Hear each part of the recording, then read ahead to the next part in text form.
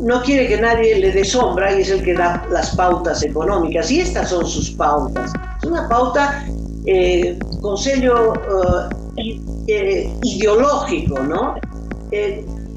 No sé, intentan ser antiimperialistas cuando están vendiendo el país a los chinos, ¿no?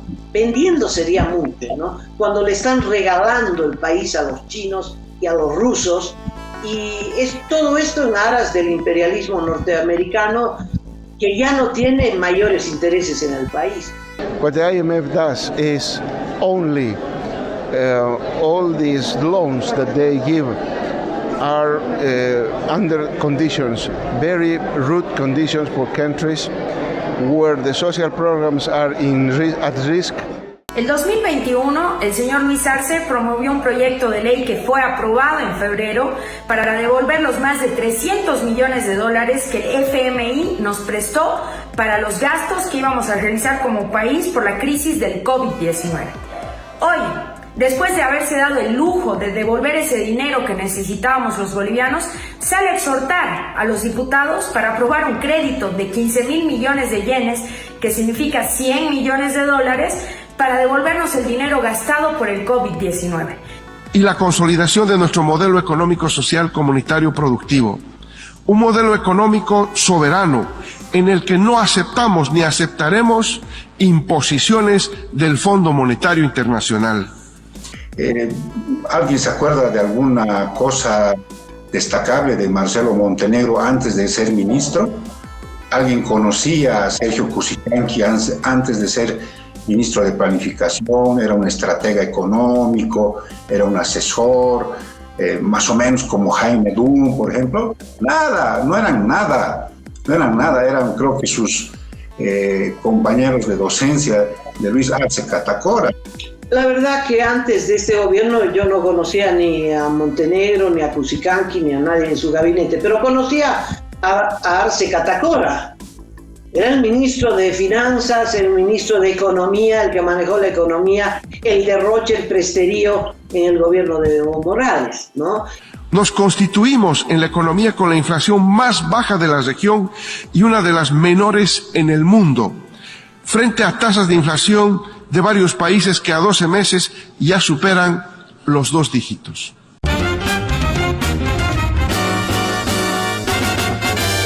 Esto es Cabildeo Digital.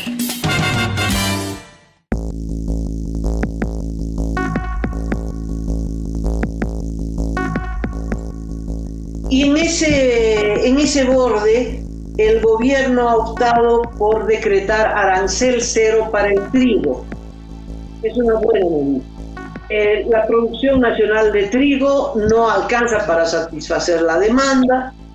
Recordarás que antes de Evo Morales, antes del 2006, Bolivia recibía una asistencia de Estados Unidos, el PL 480, así se llamaba el proyecto, y nos llegaba trigo de Estados Unidos gratis. Lo único que se pagaba era la molienda, y entonces el trigo, el pan, la marraqueta estaba subvencionada por Estados Unidos. Una maravilla. Bueno, vino Evo Morales y dijo que eso era el imperialismo y los echó a todos. Y entonces había que importar trigo y ahora dependemos de la importación de trigo, ¿no? ¡Qué maravilla!, ¿no? ¡Qué antiimperialismo fantástico!, ¿no?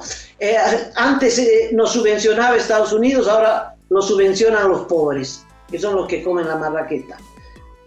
Es probable que haya subido y tiene en el mercado interno el precio de la harina y otros, pero el Mapa Bolivia se mantiene con los precios establecidos y fijados en este convenio, ¿no? En este caso, el precio fijado con el sector panificador de Bolivia es de 136 bolivianos Cochabamba, El Alto y La Paz, Beni, y 123 bolivianos el resto de los departamentos. Precios fijados con ellos. Nosotros no vamos a variar de ninguna manera este precio, vamos a mantener con el objetivo de que el precio del pan de batalla también llegue a un precio y peso justo. Yo le puedo asegurar que el precio del pan de batalla, el mayor componente es harina. Yo digo el mayor componente, pues nosotros trabajamos el precio del pan de batalla.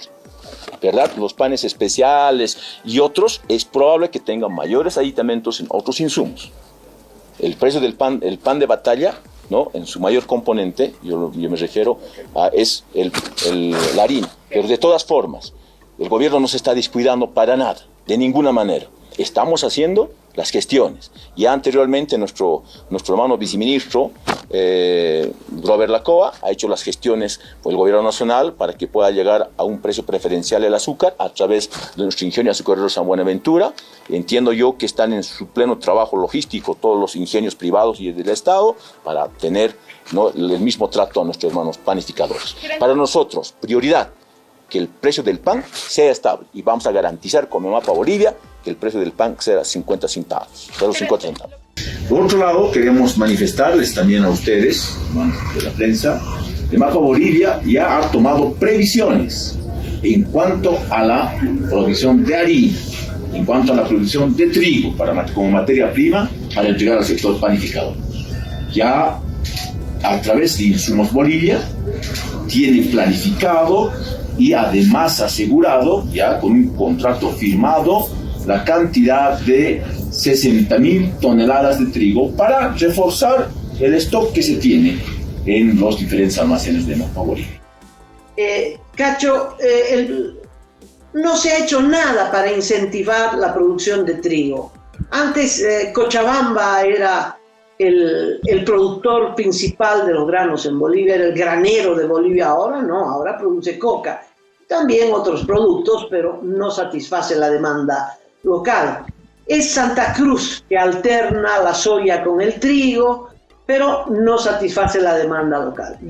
Vivimos del trigo importado. La marraqueta que hemos comido esta mañana, que hemos acompañado con nuestro café con leche, es de harina importada. Gran parte de esta harina viene de la Argentina. Bueno, en la época de Yanín Áñez, en pleno COVID, cuando los países dejaron de exportar trigo, entonces la presidenta y su gabinete aprobaron un decreto de arancel cero. Cuando volvió Arce Catacora, se agarró, pero la vestimenta, se quería romper el pecho. ¿Cómo es posible? Arancel cero, ¿no? Y repusieron el arancel para el trigo. Ahora, arancel cero para el trigo. ¿Qué te parece? Ay, realmente es a lo que has señalado ayer, este empecinamiento con un modelo fracasado, es pues ineptitud, ¿no? Esa es una falta de conocimiento básico de las autoridades económicas que tenemos en el país. ¿Alguien se acuerda de alguna cosa destacable de Marcelo Montenegro antes de ser ministro? ¿Alguien conocía a Sergio Cusicanqui antes de ser ministro de Planificación? Era un estratega económico, era un asesor, más o menos como Jaime Dum, por ejemplo. Nada, no eran nada, eran creo que sus compañeros de docencia de Luis Arce Catacora, ¿no? Entonces, ¿qué pueden saber? O sea, están improvisando, hacen una cosa, no les salen, hacen otra cosa, no les salen, están jugando con el presente y con el futuro del país. Y la verdad, yo siento tremendamente decepcionado porque Luis Arce Catacora podía haberse rodeado de gente realmente interesante para incluso poner en marcha este modelo que tiene en la cabeza, pero ni siquiera eso. Agarró a los que pudo, ¿no? Y ahí están, ¿no? O sea, ¿qué más se puede esperar de personas que la verdad no tienen una visión más profunda, más amplia de la economía del país? La verdad que antes de este gobierno yo no conocía ni a Montenegro, ni a Cusicanqui, ni a nadie en su gabinete, pero conocía a Arce Catacora.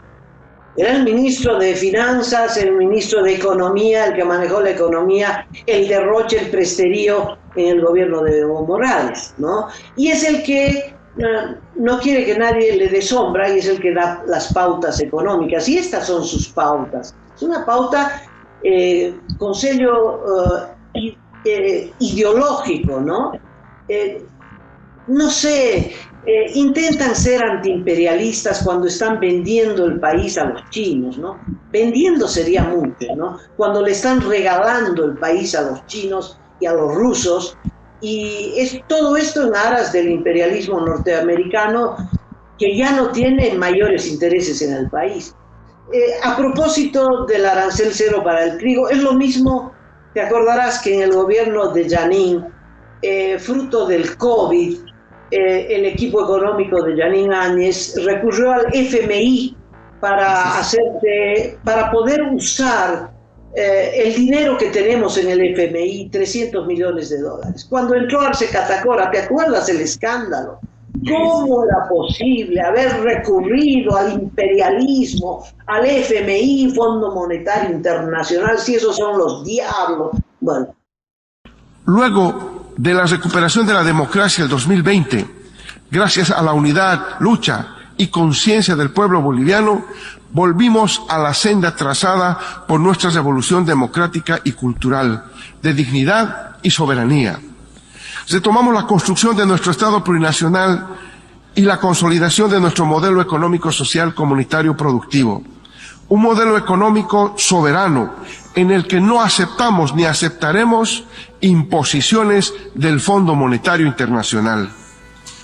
Nuestro modelo económico responde a nuestra realidad política, económica, social y cultural y está basado en un rol activo del Estado en la economía, en la nacionalización de nuestros recursos naturales estratégicos, la articulación de todas las formas de organización económica, el fortalecimiento de la inversión pública, la industrialización con sustitución de importaciones, la dinamización del mercado interno, la diversificación productiva, la seguridad con soberanía alimentaria, la redistribución de los ingresos, la lucha contra la pobreza y las desigualdades. Es decir, un crecimiento económico con justicia social, bajo el horizonte político civilizatorio del vivir bien, que emerge desde nuestras raíces indígenas originarias. Estas políticas responsables y soberanas nos han permitido retomar el camino de la estabilidad y el crecimiento económico con redistribución de los ingresos. Al primer trimestre de este año, la actividad económica registró un crecimiento del 4% impulsado por la demanda interna, con una inflación de 1,6% al mes de agosto. Nos constituimos en la economía con la inflación más baja de la región y una de las menores en el mundo, frente a tasas de inflación de varios países que a 12 meses ya superan los 2 dígitos. Poquito después recurren al mismo crédito, solo que le agregan una multa de $24 millones. Gracias, señor Arce. $24 millones que no salieron del bolsillo de la familia Arce, sino de la familia boliviana. ¿Qué te parece? El 2021, el señor Luis Arce promovió un proyecto de ley que fue aprobado en febrero para devolver los más de $300 millones que el FMI nos prestó para los gastos que íbamos a realizar como país por la crisis del COVID-19. Hoy, después de haberse dado el lujo de devolver ese dinero que necesitábamos los bolivianos, sale a exhortar a los diputados para aprobar un crédito de 15.000 millones de yenes, que significa $100 millones, para devolvernos el dinero gastado por el COVID-19.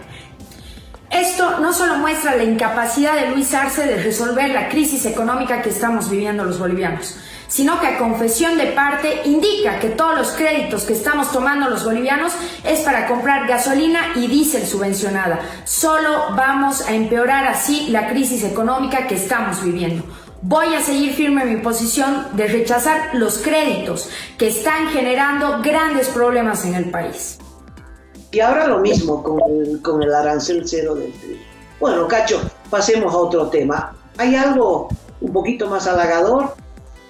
The economic crisis in Bolivia has become the most important issue for this election, and the Áñez regime is trying to push more IMF loans as a solution. Is the IMF the solution to Bolivia's economic crisis right now? Not at all. The IMF only pursues that the countries gets in a financial crisis, an economic crisis, and social crisis. What the IMF does is only all these loans that they give are under conditions, very rude conditions for countries where the social programs are at risk, and also all the investment, the public investments they used to do, or they should do in order to satisfy all the people's needs. So when you see any program with the IMF like this government is trying to do, of course you're gonna see even worse in our case, because they wanted to change the exchange rate level, which it means the devaluation process. Also, they want to constrain the public investment. They want to also reduce the fiscal deficit, reducing all the educational and health systems payments. And that's the idea what is behind all the IMF, because this government is not thinking by itself.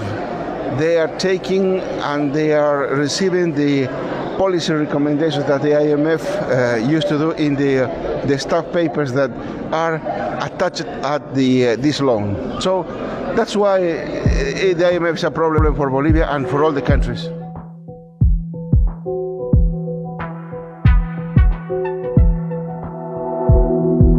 Aporta a Cabildeo Digital y apoya al periodismo independiente.